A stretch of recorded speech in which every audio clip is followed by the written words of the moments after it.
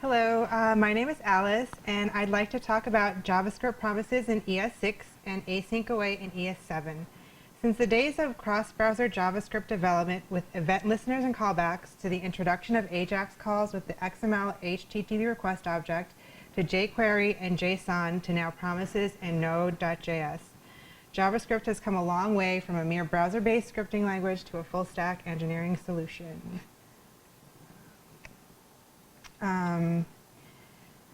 Though there were other libraries that paved the way, server-side scripting using JavaScript became a viable solution as Node gained usage. With its popularity and usage of asynchronous actions, callbacks to manage these actions is essential.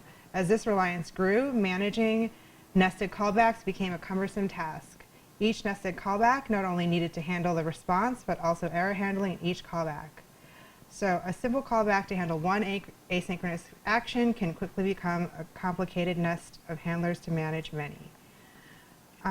So what is a promise? Everybody probably knows. Introduced in ES6, promises are an object that represent a value that will eventually be available.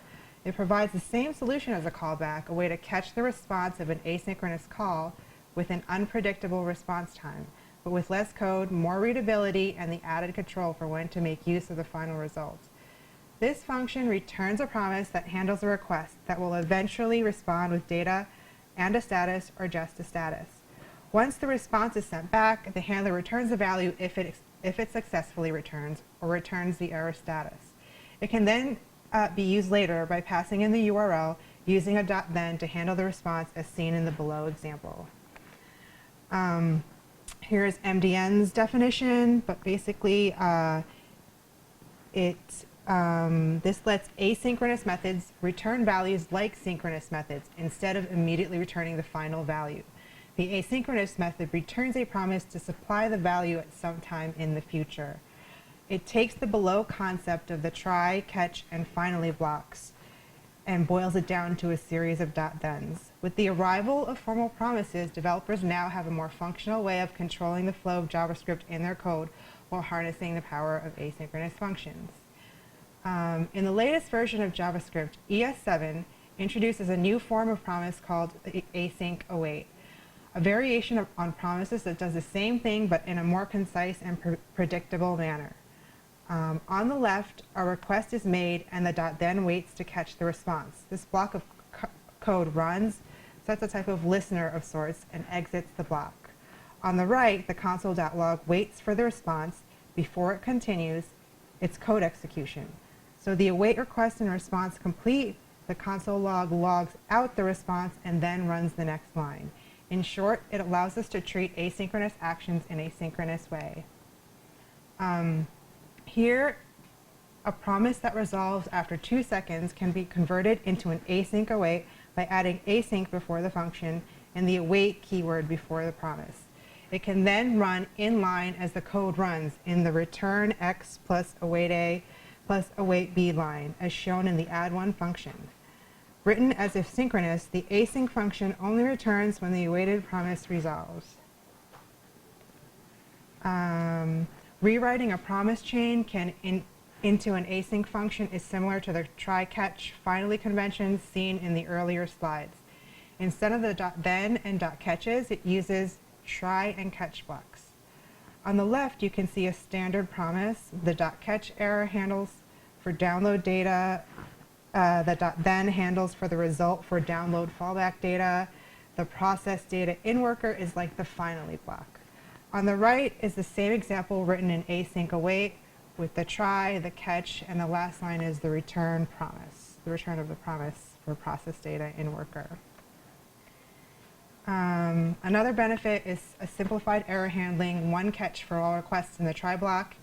Here we can see nested callbacks in their respective error handlers on the left.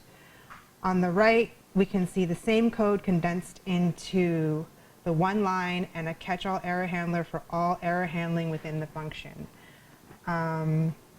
So you can see those two get JSON calls with the catch block after the first, inside the first try, and the catch block after the try block at the top. And on the right, you can see the 2 JSON calls in the one line in the try block and one catch block at the very bottom for both.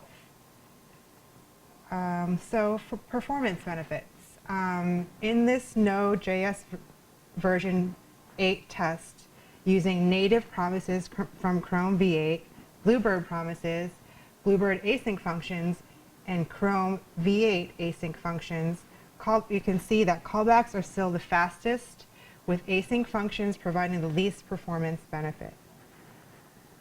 What else? So here are some basic differences. Instead of the .thens, it goes back to using the try-catch notation. The promise runs as expected while the async await pauses until the response is received. Although the code block is written as if synchronous and runs as if synchronous, both are still non-blocking. There is much more to discover with async await, and I look forward to diving deeper as my code journey continues.